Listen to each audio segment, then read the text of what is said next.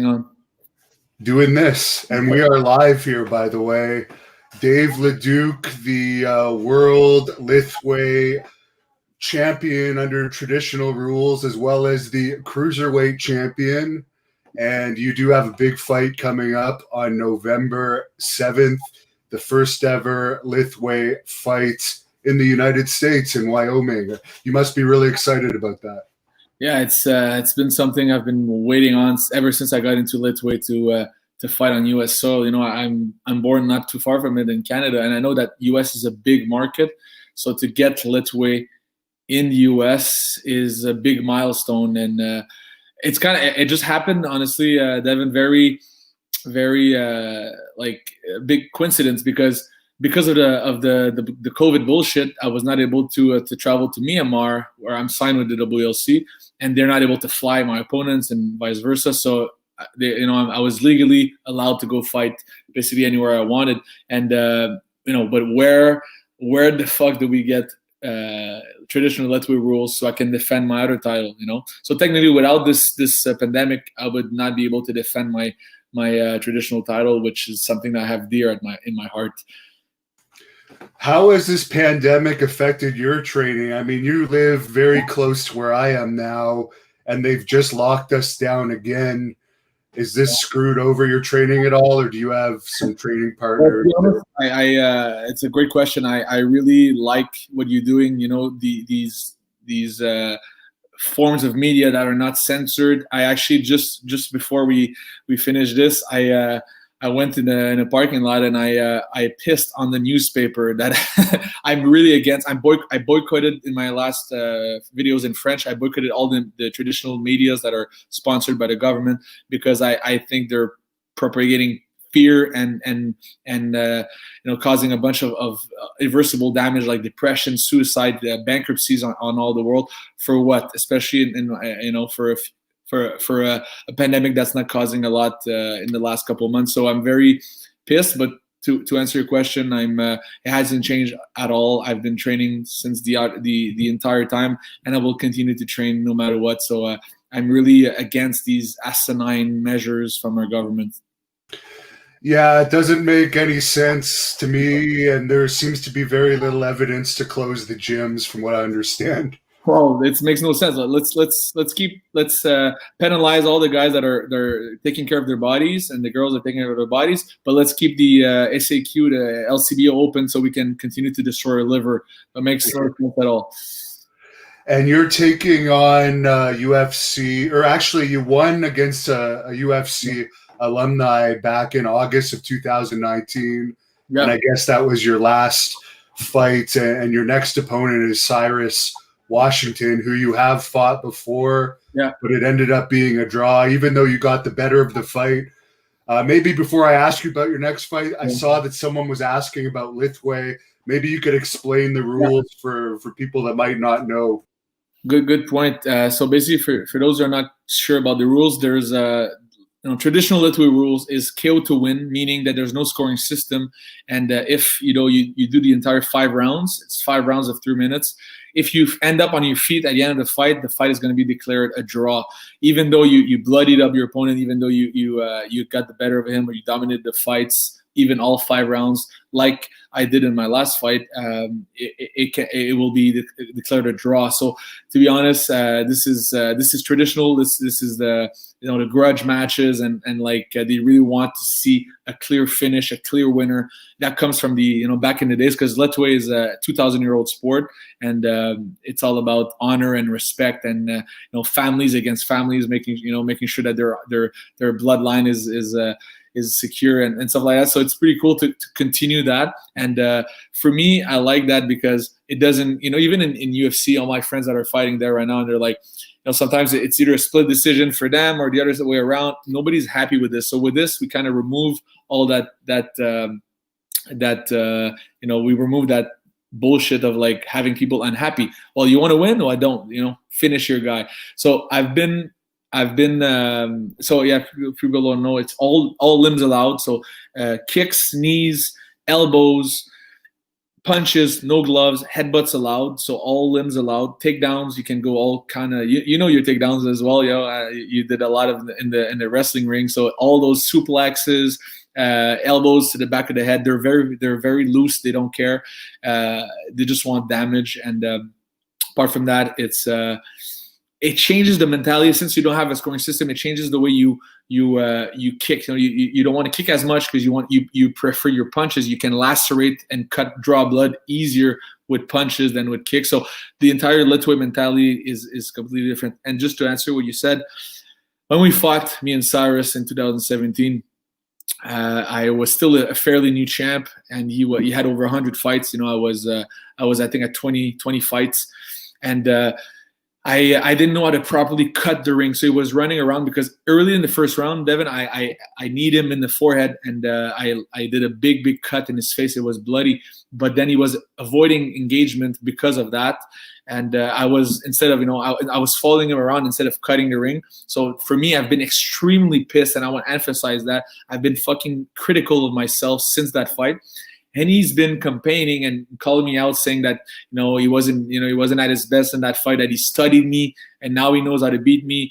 So I'm like, yeah, bring it on. I want and I will do a clear freaking finish in this. I will not go 5 rounds. Mark my words. I've been training a lot. I evolved a lot since 2017. It's day and night. And he's in for a fucking surprise. And he's a very good fighter. I really respect him, but it's my legacy at stake. Is this going to be on UFC Fight Pass, or is this going to be a pay-per-view that people can order? Yeah, this one is not going to be on UFC Fight Pass, so it's only going to be on the SpartaSE.com, and it's only on pay-per-view for this. So it's that's going to be the first Lethwei pay-per-view ever. How did you end up getting it legalized, even if it's only one state? Yeah. It seems like pretty tricky to get a state to legalize such a brutal sport.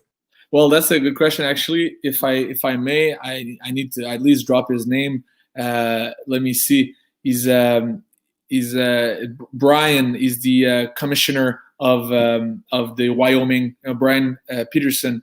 And he's the commissioner of the Wyoming, state of combat sports, and he's the one that was able to legalize it. And to be honest, I think it was they're very flexible. I love that about them. They allowed all of it. No glove, because they did bare knuckle FC a couple years ago, and bare knuckle boxing. So now it was a matter of allowing all the different intricate stuff of Lethwei, which the headbutts and everything, and they did it. Now, the other traditional part of Lethwei is you have 2 minutes to revive a knocked out fighter. I understand that rule will not happen in the U.S. Now, this one is it's not good for professionals. It's a very it's something that I enjoy doing in Japan. I enjoy doing in Myanmar. But if we're looking at something, because if you look at the stats, it was not enough. It was not a lot. I see some comments to Democrat. Anyway, I think it was not enough of when guys were getting knocked out. The only thing they would do when they come back, they were maybe going to do a draw. It was fairly rare that it would come back from a knockout and actually win the fight. We've seen it with actually Washington and Tuntumin. They did it, but most of the time it was not a big game changer is enough, and it's actually not very healthy for the brain. So I'm lucky enough to never have to use it. I don't, but my opponents have used it, but they still didn't win. So this one's going to be omitted, and the rest is going to be full traditional rules: KO to win, headbutts allowed, and so that's what counts. Yeah, it's amazing that there's people that have been doing Lethwei all their lives and have so many fights, and I think you have under 20 Lethwei fights, and you've been so dominant.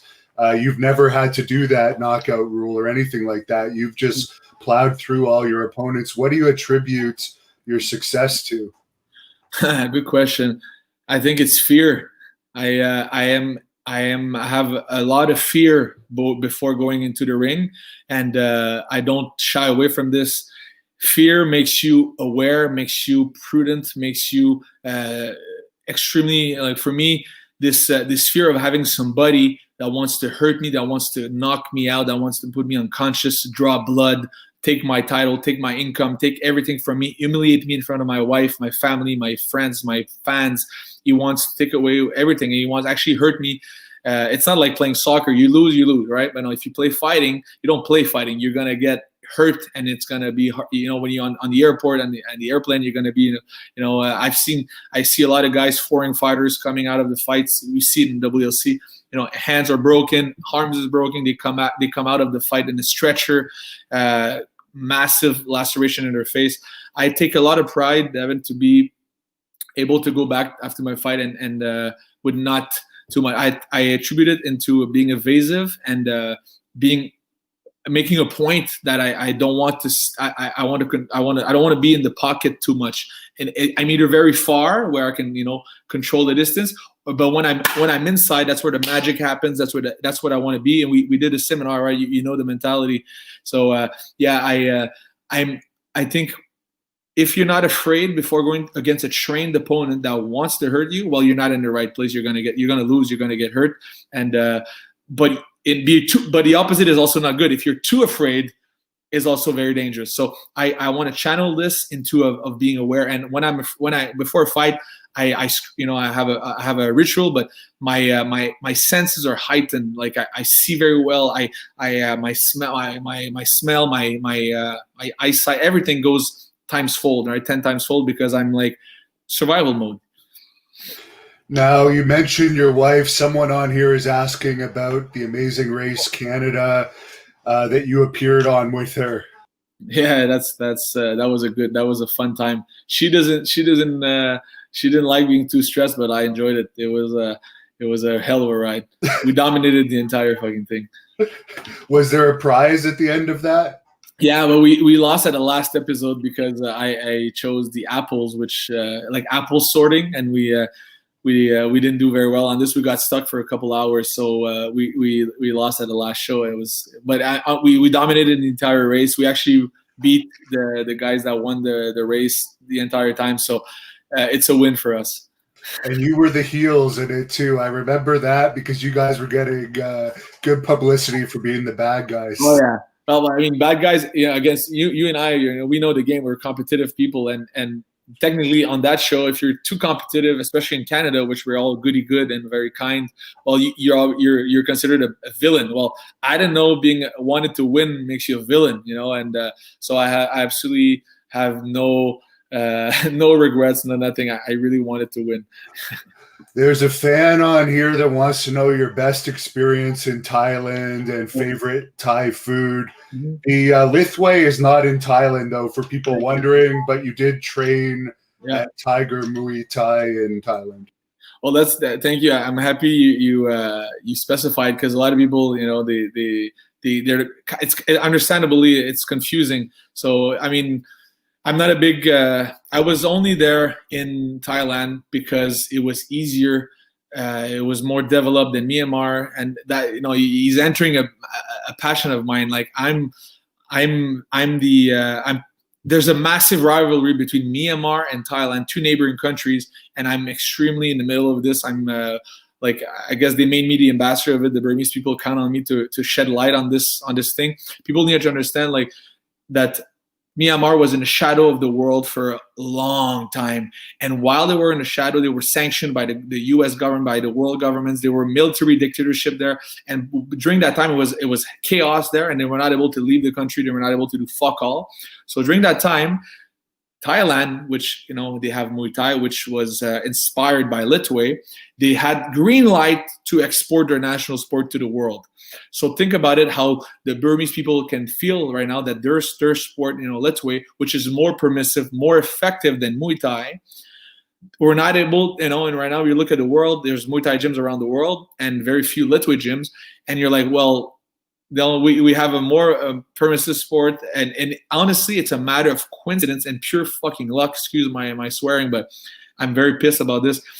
If Myanmar was open at the same time that Thailand was open, to the world tourism, well, we would most likely have Lethwei gyms around the world, and it would be the opposite.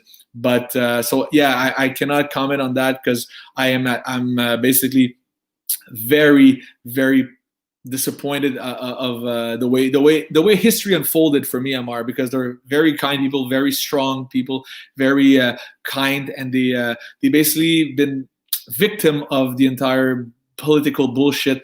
But I can tell you though that the Burmese people are extremely kind. The food is amazing. The culture is extremely rich, gold everywhere. So I'm not going to comment on Andrew. I'm not going to comment on your question about Thailand, because I honestly I was only there, and people confuse it. I was a Muay Thai fighter. No, I was a fighter that always wanted to do Lethwei, that went to Thailand because it was easier to go there visa-wise, and there was already training gyms there.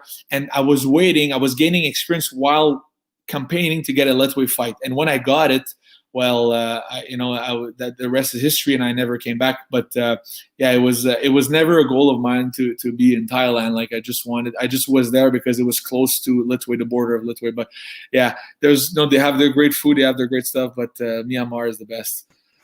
There's a fan on here that wants to know the fastest time you've ever knocked somebody out in a fight. I'm sure your street fights might be the fastest back in your bouncing days. Yeah, the game, and before I was a professional fighter, there's some stuff that happens, but I can tell you it was always justified. I was not a troublemaker. I remember one was to protect one shorter guy that was getting like kind of bullied by two guys. And I was in a bar actually, but I was pretty much running the bar with like I knew all the bouncers there. I was a guest on that night, but yeah, I went there and I stopped him. I'm not a you know me. I'm not a aggressive guy outside the ring, but I don't like injustice. So if you talk about this, yeah, that was. Street fights never last too long, especially when you actually can do everything that Lethwei allows you. If you're in close quarter, you can smash a headbutt. Broken nose makes the eye water, makes everything. It doesn't last too long. In the fight, in a professional setting, I think it was my knockouts. I think it was the first round. Couple minutes in, I remember the spinning elbow in Japan. I liked this one. It was fun, and the other one was. It always has to do with the elbows. There's a fan on here. I know GSP. He said on the Joe Rogan show that he believed he was abducted by aliens. Do you believe he's suffering from CTE, or do you think there actually could be something to his claims about the alien abduction? I was not aware of this. I doubt it's real. Okay. Well, I did see a clip of it, of him talking about that, but if you haven't seen it, I won't get you to comment on it. Yeah. Blaine wants to know if you ever considered MMA or Glory. I know back when you were first starting fighting, you had one amateur or professional MMA match for a small company in Gatineau. I actually did 3 amateur. I was undefeated in amateur with like 2 of them by submission, but then I went into pro because I never say no to a challenge, but it was too early in my career, and I was not aware of many things, cutting weight and all these things. So I think I did some bad decisions early on, but I can take pride. I never refused challenges. All my opponents, they ended up going into UFC or won championship title contenders and stuff. But I'm thinking about it potentially to avenge these losses and pro MMA. As for Glory, well, I don't think they pay enough, and they're not doing very well financially. A lot of my friends are fighting for them, and I've heard numbers that are very, very low. And no, I'm very extremely well taken care of in Lethwei. I don't need I would only do something because I want to do, and maybe because I train my ground all the time. I train wrestling all the time. I love the ground. Some people don't know, but yeah, that's my first love. So that's obviously something I'm thinking about. But right now I have a lot of things to achieve a lot of stuff to achieve in Lethwei that I still want. Like I want to finish with this grudge match with Cyrus. He's again, we're fighting for the basically the title of who's the best foreign Lethwei fighter, because he's the only other guy that have stopped Tuntum Min in 2014 or 15. he stopped. His beautiful KO. I have to give it to him, but he's not going to be able to do it to me. And he tried in his first fight with a spinning kick, and I leaned back. He touched me with the foot, and kept moving forward. He has a lot of. He's very crafty, very dangerous, and in long range. And he's able to. I've seen him throw headbutts as well in the Saga Man, one of another champion back in the days. But I'm a different fighter. I'm a different breed. I can last for as many rounds as we can. And by the way, there's a clause, David, in the contract that if ever it goes into 5 rounds and there's no finish. We have the option of going 2 extra rounds, 7 rounds. It's called Lethwei Extreme, basically, to make sure that there's a winner this time. Right, because the traditional rules, you have to win by knockout, which a lot of fans like, and I think that's going to help make it more popular in the United States once they find out about it. And as you've mentioned, there's UFC fighters coming to fight you in Lethwei, so you would probably almost prefer that unless some MMA company offered you like a ridiculous amount of money. We're talking with one championship because I know that Chetri said that he wanted to have Lethwei in one, but I would be more interested in potentially having doing MMA. We'll see, but good point. I think right now it's so freeing to fight. Like no holds barred in striking. It's so freeing, and then basically we're fighting until somebody wants to quit, forfeit or knockout. So the history of Lethwei is that they're like it's like a brotherhood, and then when the guy would fall down, you help him up, you continue until he's not able to get up anymore. So that's kind of cool. I like that angle of like the most brutal striking sport, stand-up striking sport. So there's nothing appealing to me right now. I have a lot of endorsement and a lot of stuff. So there's nothing appealing to me that makes me want to do anything else right now. Like you said, unless there's a talk. But I'm sure somebody hearing this promotion out there is gonna start concocting something. And I think right now you're the most famous person from Gatineau. That means anything. There's not a lot of people there, so hopefully it's more than just Gatineau. I noticed that they bill you from Montreal often. Do you get asked a lot if you're related to GSP? Somebody wants to know. No, I don't get asked that. I've seen those comments before, but I think it's somebody that doesn't look beyond just 2 bald men. Yeah, and then there's the accent, but some people. I like to think they have a better accent, a little bit better. But I haven't seen if GSP is married or anything, but you probably have a better looking wife. For anyone that hasn't seen his wife, thank you. She's about as good looking as you could get. I think she was a supermodel or model or something at one point. Yeah, she was. And someone wants to know the best welterweight of all time, in your opinion, besides GSP. Shit, I'm the wrong guy to ask that, guys, because I'm not actively watching this too much. I focus right now all my energy on Lethwei because we're basically living. And I'm sorry I can't answer that. I'd have to give it to my fellow Quebecer on this. I think he's done a great career, and I really respect that. But as for my focus right now is on that, because in every sport we have like one time in history, especially in a country, for example, that we're going to see an exponential growth. And thankfully enough, I'm living in that time, and I'm gonna really take advantage of that and make sure that they get what they deserve and they get the recognition that they deserve to have built such a beautiful sport and Lethwei. But yeah, I really focus on making sure that everybody knows that basically Muay Thai was wrongly promoted as the one of the most amazing striking sport, when Lethwei is way more permissive, way more dangerous. I always say that, and you might agree, Lethwei is the ultimate test for strikers. A lot of guys, we had that question today as well. Why don't you go to Glorio? Well, first of all, if you're a striker, you cannot claim you're the best striker in the world unless you have competed without your gloves, and with all limbs allowed.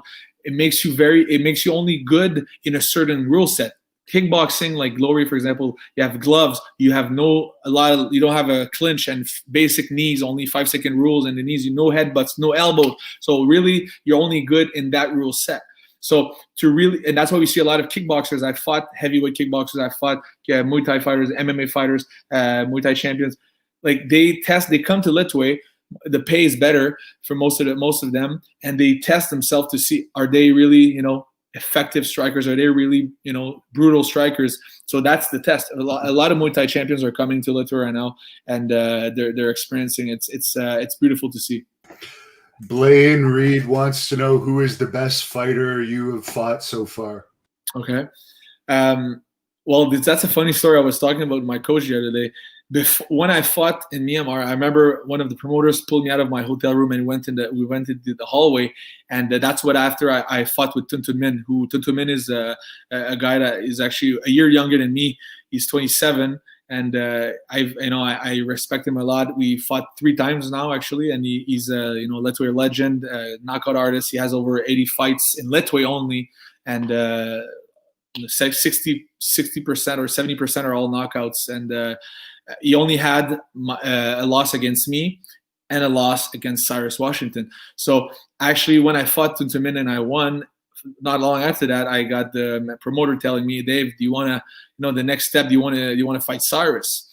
And my head was like, I was like, fuck, man, that's a real danger, because he's the only, if he's able to stop the Min in a fashionably beautiful knockout like he did a spinning hook kick, if he's able to knock him out like this, well, it's going to be a real challenge for me. Well, what I said yes, obviously my mouth said yes, but in my head I was like, fuck, that's going to be dangerous. So I can still say that the strongest guy was Tun Tun Min, because he's a fucking bull, and our styles make fight. I'm like the tall giraffe, the slim giraffe.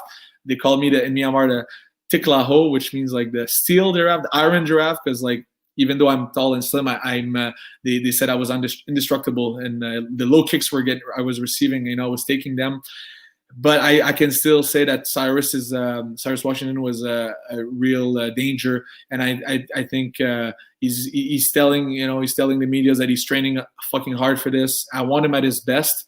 I know that he's going to be ready, and just to tell you, like, it's funny how life plays out sometimes. Like I was actually like in my head like, fuck, that's going to be there. And when we fought in 2017, I actually had a very good upper hand. But now it's personal, Evan. Like it's November 7th. I need and I will finish this fight.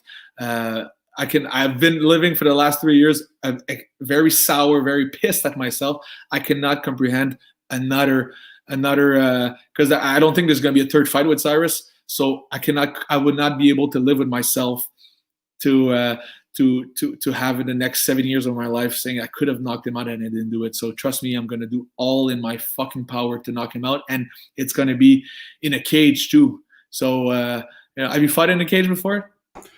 Only in sparring training.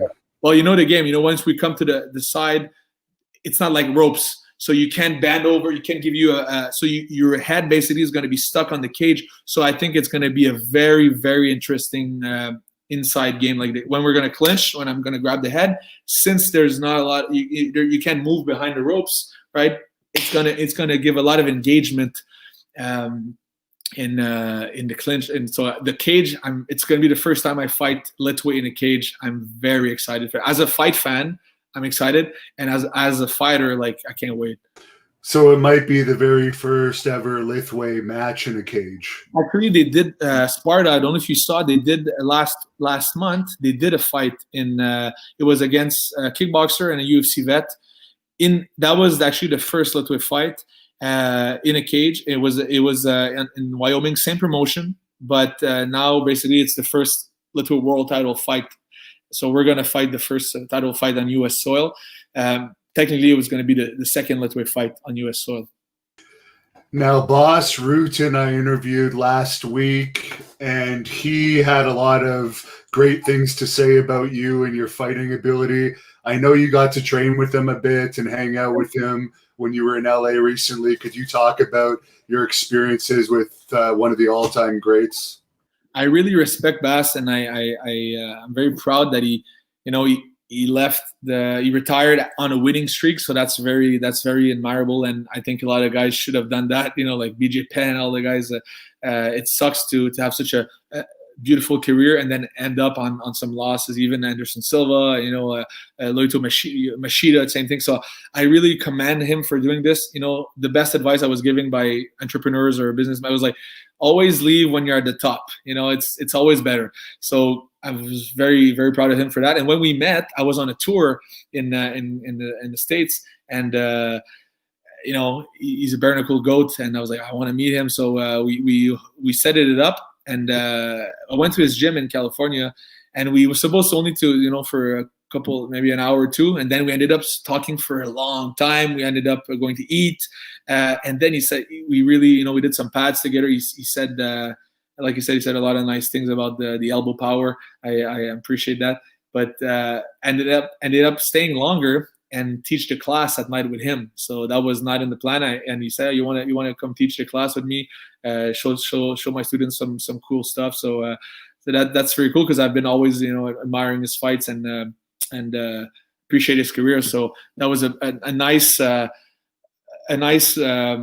gesture from a legend like Bass to let me spend some time like this. There was a fan asking who you looked up to in martial arts when you were younger. He's one of them. Who are some of the others? Yeah, I would say him, and my Sifu, my coach, has been a guy I admire a lot for fighting, and as a fighter, as a person as well.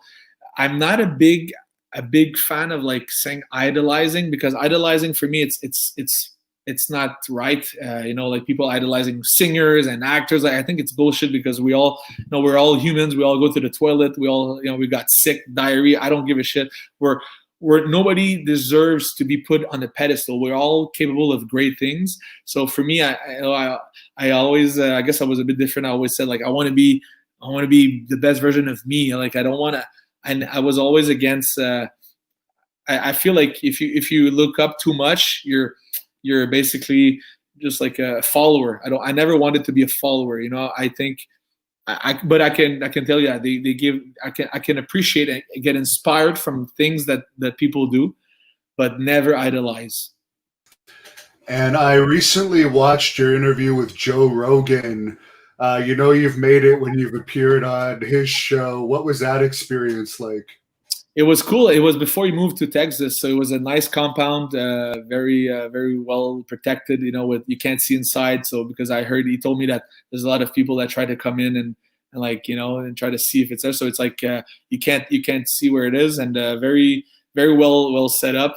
So it was it has a gym. He has like cryo. I think he has a bunch of things. So I said to him, I'm like, oh man, that gives me ideas. I want the same thing for my place in Cyprus, because that's where I want to spend my older days, right? Also, and yeah, we clicked, and he's been talking about Lethwei ever since. He's been talking about Lethwei before, and then he continues talking about it with people, and I think we did a good impression, because when somebody talks about Muay Thai, automatically talks about Lethwei, which is how it's supposed to be. Yeah, you've become the face of Lethwei. Is that something you're really proud of? Well, it's cool, but it's just fueled by a bigger goal, Devin. I want to give back to the country. Like, for people that don't know, Myanmar is 55 million people, and there's big gaps. You're either very rich, there's billionaires in Myanmar, or you're very poor. It's a third world country, and they've been robbed of that clout. They've been robbed of that appreciation from the world of their sport, and so they changed my life. They changed my family's life.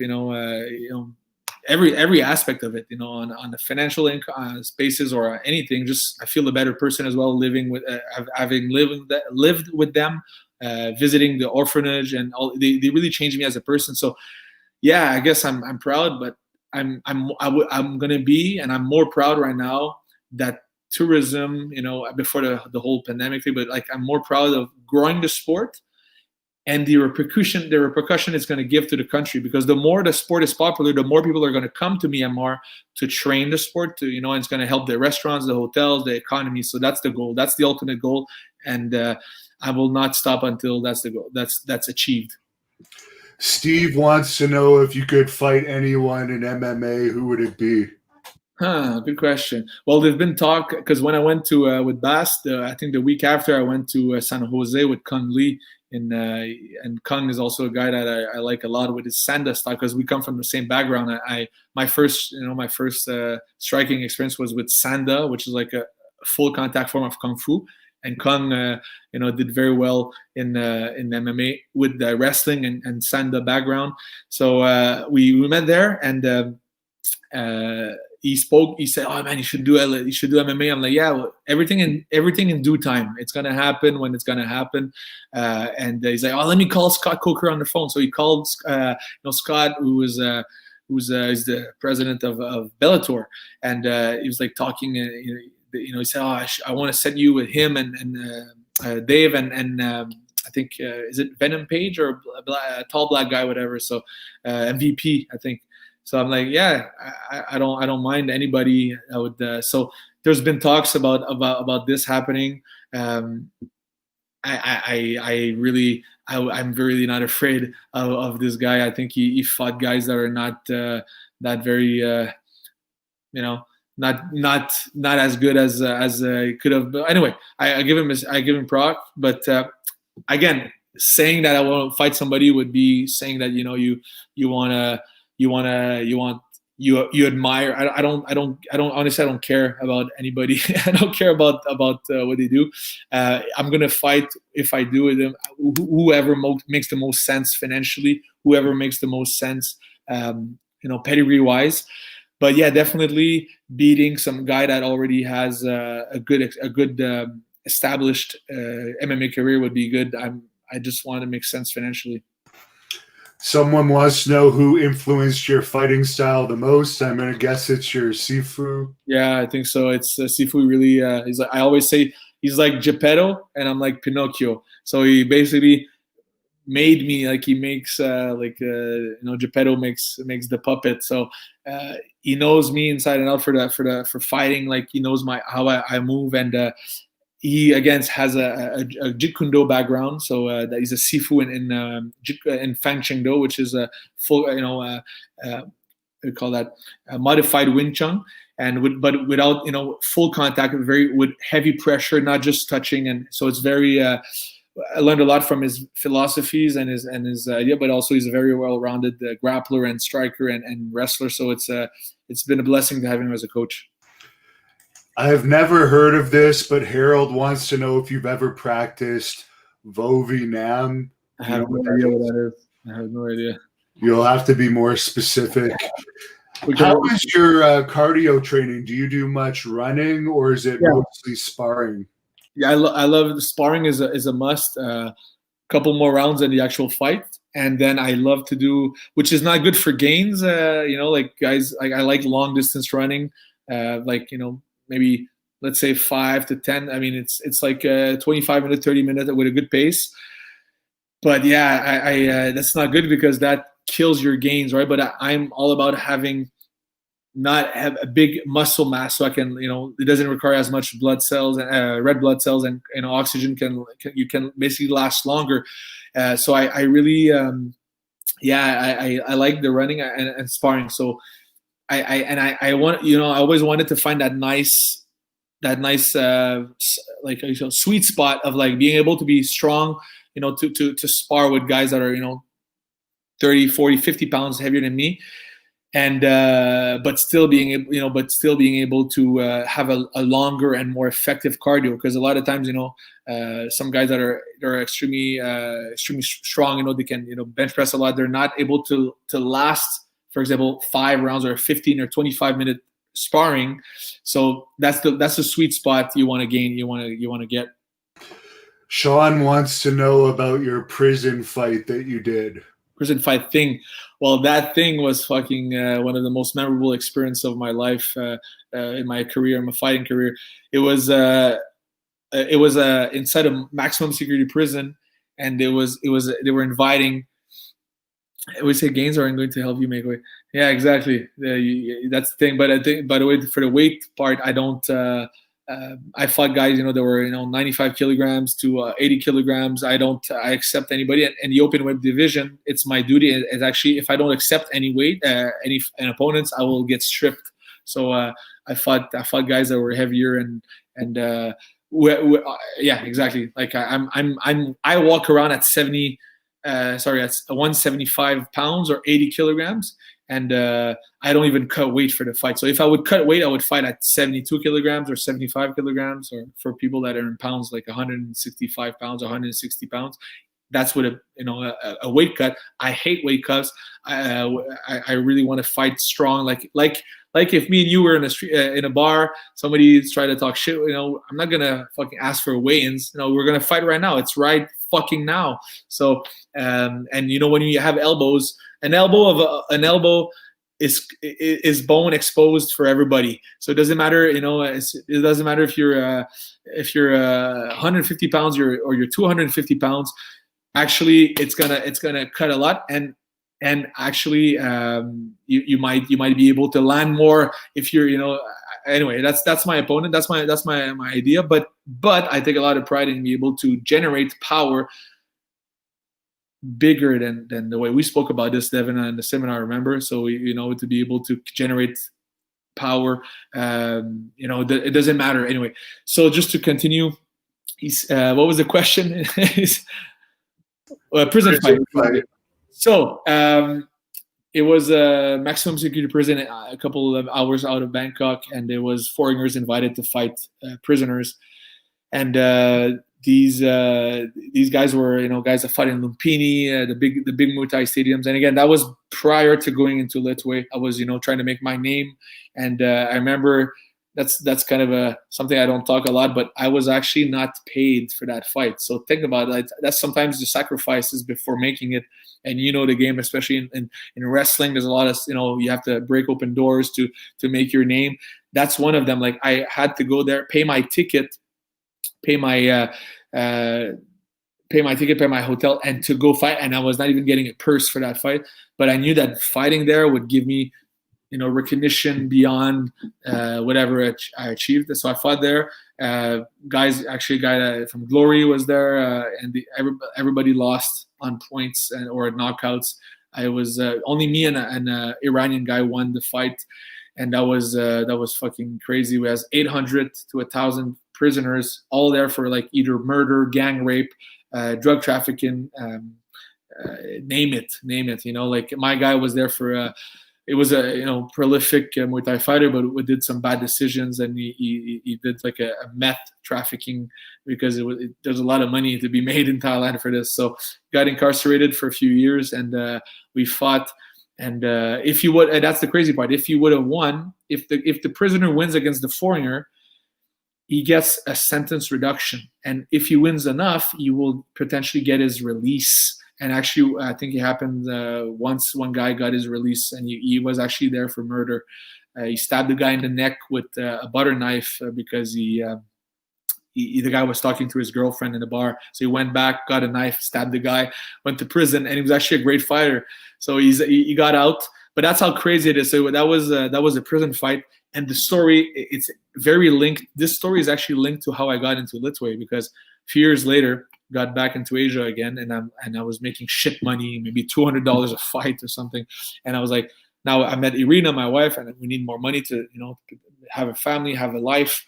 And I called the prison fight promoter, and I tell him, hey, do you still hey, you remember, we had a good time a couple of years ago, you still promote prison fights, stuff like that? He said, no, actually, Dave, I only promote Lethwei now. I'm like, what? Are you fucking kidding me? That's my dream. Like, that's what ever since I've been exposed to Lethwei, like a couple of years into my fighting life. Maybe I was, I think, 18, I saw Lethwei, and basically I've been wanting to do Lethwei, but in the meantime, Lethwei Myanmar was closed, so I went to Thailand, right? But so anyway, I called the guys like, well, I promote Lethwei. I said, well, that's my dream come true. Hook me up. I don't give a shit. Hook me up. He's like, well, the only fight I have right now is against Tutu, Tootoo, against Tutu. He's 36-0 in Lethwei, undefeated in Lethwei. He's born into the sport with headbutts master and everything. And well, he's like, but you don't have enough fight. I'm like, I don't give a shit. Lie on my record. I don't care. He said, okay, well, we're going to have to lie on your record. Instead of having 10 Muay Thai fights, we're going to say that you have 40 fights. And we're going to say that, so they accepted the fight. I went in there, and the rest is history. So that's how it happened. Wow, it's funny how you can lie on the record so easily there. It wouldn't be as that easy in North America. Oh, no, exactly. Steve wants to know if you think UFC should go back to the original rules. I'm going to guess your answer is yes. Yeah. No rules, no weight class, anything goes. Well, if you're going to fight, might as well fight. Might as well fight for real.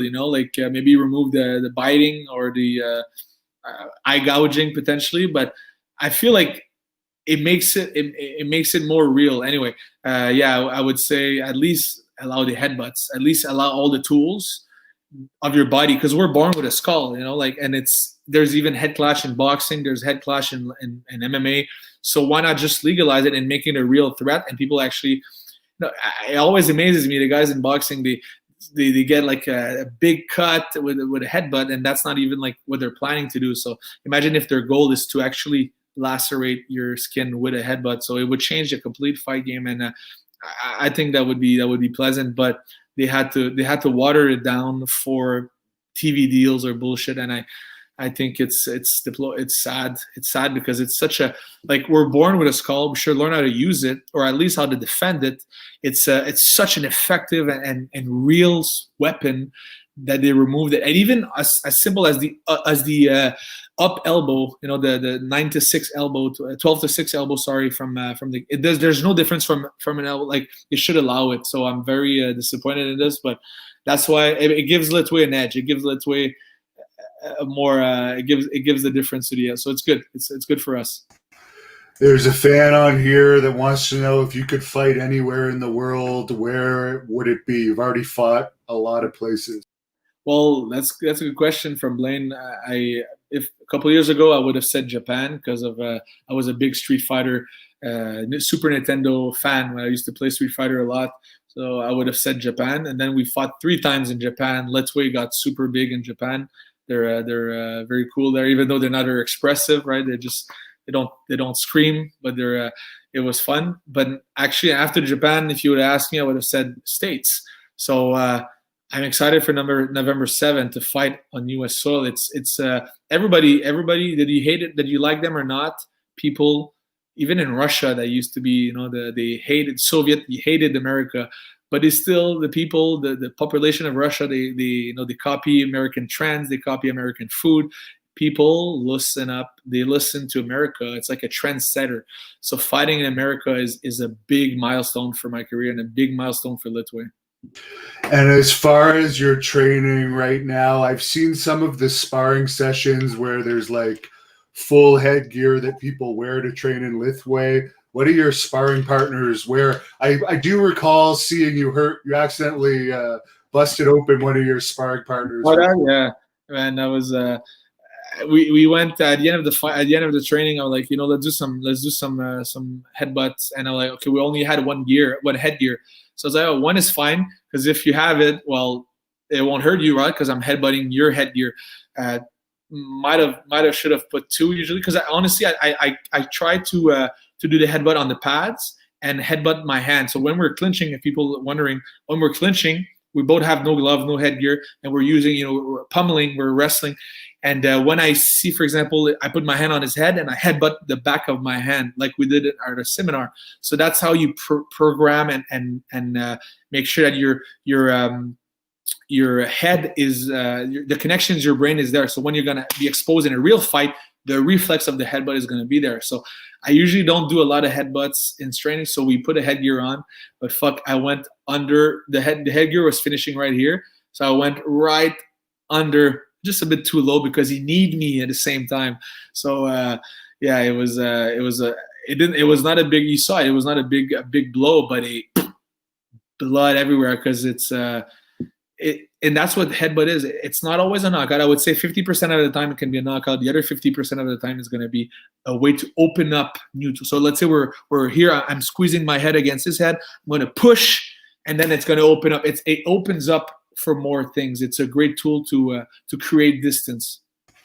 Sean wants to know, what's the worst injury you've had?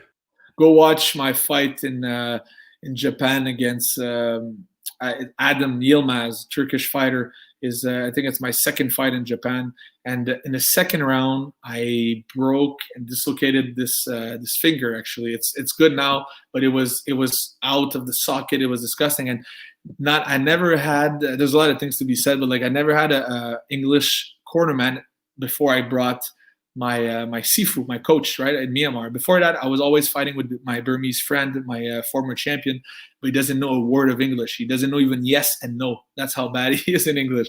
Great fighter, but so we just basically spoke through, hand signals, and it's cool. But when you're fighting, you want, in between the rounds, you want to relax, not have to think about anything. You just want to get your breath, and he tells you what you have to do, right? But me, I had to take my breath and think, and it's a very.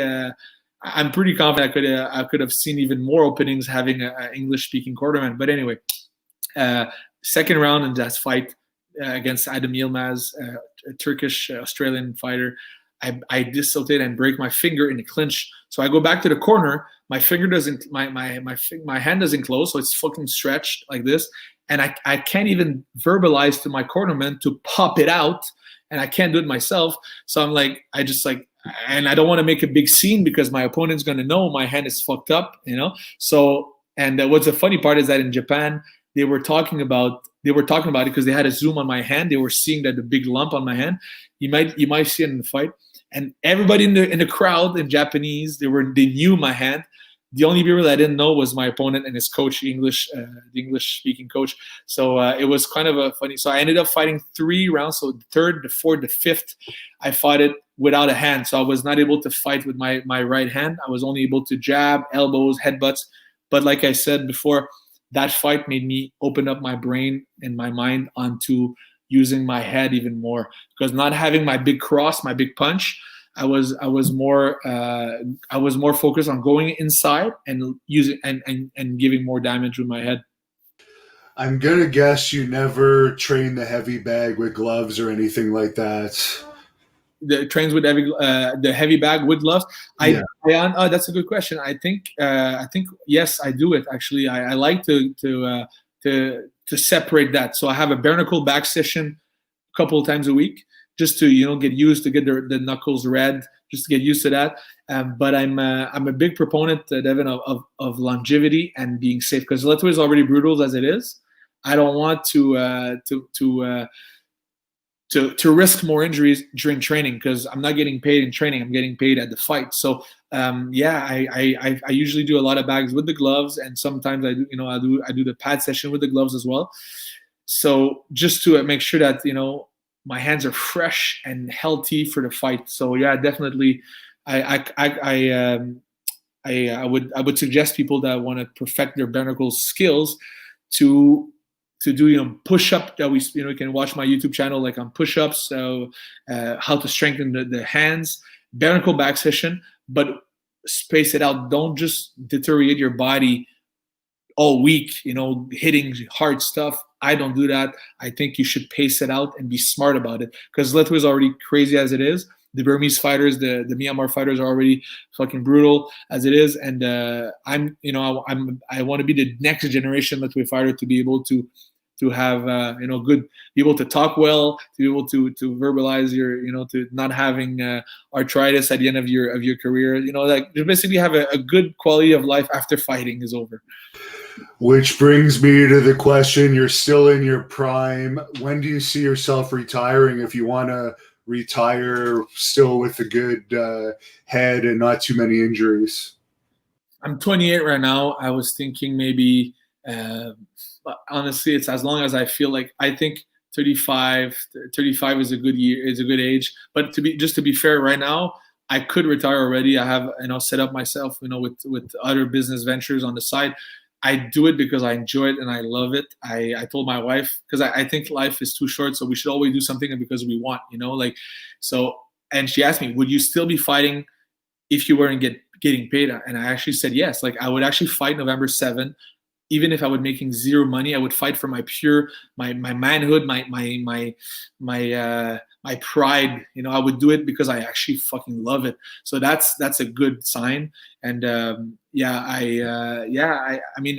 I won't want to fight, I'm gonna stop. But I'm thinking until I'm feeling really, really good. You got guys like Daniel Cormier in UFC. 41, 43, I think, champion. Anderson Silva fought until 45. I think Randy Couture won the belt, heavyweight belt at 41. So we're, a lot of guys, even Tony Ferguson until recently, he was, he's still a title contender. He top 5 or top 3, I believe, and he's 38, 39. So like, I think you can be strong, very strong. My Sifu is 45, and he can beat up a lot of guys in the UFC. I can guarantee you that. And so it's a matter of when the flame's not going to be there, I'm going to stop. Yeah, your Sifu is pretty impressive. I watch a lot of his videos. I think I would pick you and him to back me up if I had the choice of anyone in this world to back me up in a fight. We're there. Don't worry. Since this is a wrestling channel mostly, would you ever consider pro wrestling after fighting retirement? You're a good talker, obviously. Yeah, is that so? We need to be trapped. Can I be the good guy? Well, I don't know. You seem like you could be a good guy or a good bad guy, because in the ring you definitely have that mean streak in you. I could do. Yeah, I was talking about it because I have friends that are into wrestling as well, and I'm open to it for sure. I think having a good sense of fighting could help me understanding, how it is. But I have a big respect for what you guys do, because I know that even though some things are rehearsed, it's fucking hard on the body, and the bruises and the injuries and the blood, and the guys are tough. Like I really have a big respect for that. Of course, there's a storyline that we have to respect, but fuck, man, this is it's not for pussies. Like you have to be able to be tough and take damage, guaranteed. Now, you mentioned your other businesses. I know you have an alcohol company. I think it's vodka. Is there anything you want to plug where people can buy that and find your YouTube channel, which is a very good YouTube channel I'm subscribed to? Thank you. Well, I don't put a lot of content. I need to do more like you. So I'm going to kickstart it again very soon. On more stuff on the history of Lethwei, on the culture, filming more exclusive stuff. So honestly, if you just want to follow the rise of Lethwei, which is going to be, I can say that we just signed recently my autobiography. So one of a good fighter, a good writer is writing my book with me. So that's in the next year I will drop all those, the prison fight stories, the first couple of fights in Myanmar now, and all this, all this come about, so that I'm excited to verbalize it. I think I can verbalize it even more in details through a book. So that's the thing. And Leduc Lethwei in the next couple of years is going to be unrolling the worldwide affiliated program. Right now we have a gym in. Since we spoke, I didn't have that, but since we spoke, I have a gym in California, in Redondo Beach. He's an affiliate in Austin, Texas, as well, in Manhattan, in New York. Obviously, my home school in Canada, in Quebec, and one in Reykjavik, Iceland. So big Vikings there, and they love Lethwei. And so that's like the blueprint. And in the next few years, I'm going to unroll it around the world. There's people, I get messages every day. They want to have a Leduc Lethwei school in Egypt and like Italy and everywhere. So right now I'm focusing on the seminars, growing the sport, and but yeah, they can follow me at King Leduc on all platforms, and obviously they don't want to miss November 7th. Cyrus is against me, and it's going to be a banger. I'm telling you, don't blink, because I want to. I'm paid the same for 5 rounds, 7 rounds, or for 1 round. So I want to make him quick. And the shorter the fights, I don't know how it's going to unroll. I'm just saying, like, I don't mind if it's going to end in first round and second round, third round, because the longer it lasts, the more injuries you risk. So I'm really excited to fight. So I'm excited to see everybody tune in on November 7th. It's going to be in Wyoming, USA, and but most people cannot travel right now, so they're going to watch it in the comfort of their home. Well, we actually only have 7% Canadian viewers. We have like over 80% US viewers, so there might be some in Wyoming. Oh yeah, exactly. But if the guys are not able to come, obviously I'm honestly I tried to buy the pay-per-view for the first Lethwei fight on US soil. I bought it just to see, because I knew that my fight is going to be announced soon, so I wanted to make sure that it's flawless and it works well. And yeah, it's and we made sure with my team that it's cheap. It's $25, so they have 18 fights on the card. That's insane. There's going to be amateur MMA, pro MMA, amateur Muay Thai, pro Muay Thai, bare knuckle boxing, kickboxing, and the main event is going to be Lethwei. So it's going to be, they're getting a lot of quality fights for $25, and I tried it. It's flawless. They just buy it. It's ready now for pre-order, and they can buy it right now, and then they just go back to the fight. They just go back to the page on the day of the fight, and it's gonna be available to watch. So they can go on spartase.com, and it's ready. And to close this off, maybe Cyrus might watch this. Is there any direct message you want to give him to close this interview down? Cyrus, be ready. I want you at your best. I want no excuses. I don't want to hear anything that you weren't ready, that this and that. You had time, like you said, to study me. You had time, like you said, to see whatever you say can work against me. They all say that. They all think they know. But when you're standing in front of the ring, I always feel your fear. I always feel the fear of my opponent. You can say all you want. You can study all you want. But it's all going to happen November 7th inside the cage in Wyoming. Be ready. I'm ready. 30 days to go. It's fucking